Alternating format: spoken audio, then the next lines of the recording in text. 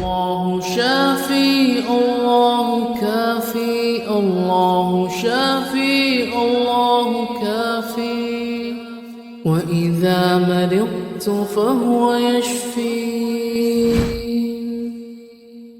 وإذا مرضت فهو يشفين.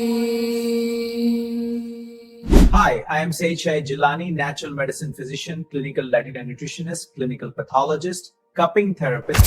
کچھ لوگ پرندے پالنے کی شوقین ہوتے ہیں جن کو برڈ فینسیر کہا جاتا ہے کہ ہر شوق کی ایک قیمت ادا کرنی پڑتی ہے، تو پرندے پالنے کی بھی ایک قیمت ہوتی ہے۔ پرندوں کے پروں اور فضلے میں کچھ خاص ذرات جراثیم اینٹیجن ہوتے ہیں جو کہ پھیپھڑوں کی ایک خاص بیماری کا سبب بنتے ہیں جس کو ہائپر سینسٹیویٹی نیموٹائٹس کہا جاتا ہے۔ ہائپر سینسٹیویٹی نیموٹائٹس پھیپھڑوں کی ایک ایسی بیماری ہے جس میں انسانی بدن کے اپنے ہی دفاعی نظام کی وجہ سے پھیپھڑوں کی نالیوں، ہوا کی جھلیوں اور پھیپھڑوں کا وہ حصہ جو ایک دوسرے کو جوڑے رکھتا ہے میں انفلیمیشن ہو جاتی ہے۔ یہ انفلیمیشن جن ذرات کی وجہ سے ہوتی ہے ان کو اینٹیجن کہا جاتا ہے اور ان کا سائز عام طور پر 5 مائکرومیٹر سے کم ہوتا ہے۔ یہ اینٹیجن تقریباً ہر جگہ موجود ہوتے ہیں لیکن ہر وقت ہر کسی کو یہ بیماری نہیں لگتی۔ یا تو ان لوگوں کو یہ بیماری لگتی ہے جو جینیاتی طور پر اس بیماری کے زیر اثر ہوتے ہیں یا ان لوگوں کو جو بہت زیادہ اینٹیجن سے واسطہ رکھتے ہیں۔ پرندوں کے علاوہ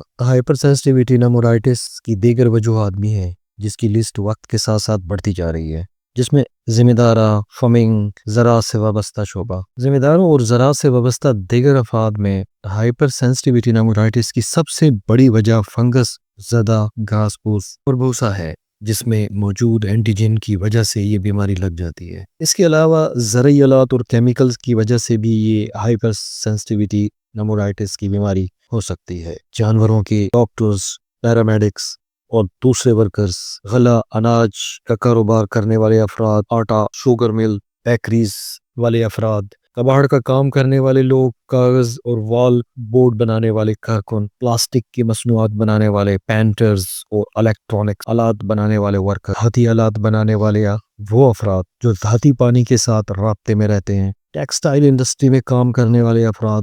اس بیماری کو عام طور پر 3 اقسام میں تقسیم کیا جاتا ہے: شدید، قدرے شدید اور دائمی۔ شدید ہائپر سینسٹیویٹی نیموٹائٹس اینٹیجن کو ایکسپوز ہونے کے چند گھنٹوں کے بعد ہی وقوع پذیر ہو جاتی ہے اور اکثر مریض اینٹیجن سے دور ہو جاتے ہیں تو آہستہ آہستہ بیماری کے اثرات ختم ہو جاتے ہیں اور مریض ٹھیک ہو جاتا ہے، لیکن کبھی کبھار یہ علامات کئی دنوں تک برقرار رہتی ہے۔ اگر مریض دوبارہ ایسے ماحول میں چلا جائے جہاں اینٹیجن موجود ہوں تو دوبارہ بھی شدید ہائپر سینسٹیویٹی کا شکار ہو سکتا ہے۔ شدید ہائپر سینسٹیویٹی نیموٹائٹس کی صورت میں مریض کو شدید کھانسی، سانس لینے میں دشواری، تیز بخار، سردی کے ساتھ جسم میں شدید درد، سر درد، سینے میں تنگی اور تھکاوٹ محسوس ہوتی ہے۔ بلغمی کھانسی، سانس کا پھولنا، تھکاوٹ جس میں ہفتے میں کئی مہینے لگ جاتے ہیں۔ اس کے علاوہ بھوک کا نہ لگنا، وزن کی کمی بھی واقع ہو سکتا ہے کہ یہ دونوں قسمیں یا تو بار بار اکیوپر ہائپر سینسٹیویٹی نیموٹائٹس پذیر ہونے کی وجہ سے ہو سکتی ہے، ہائپر سینسٹیویٹی نیموٹائٹس کی وجہ سے ہو سکتی ہے۔ اگر ہم تشخیص اور علاج کی بات کریں، نیموٹائٹس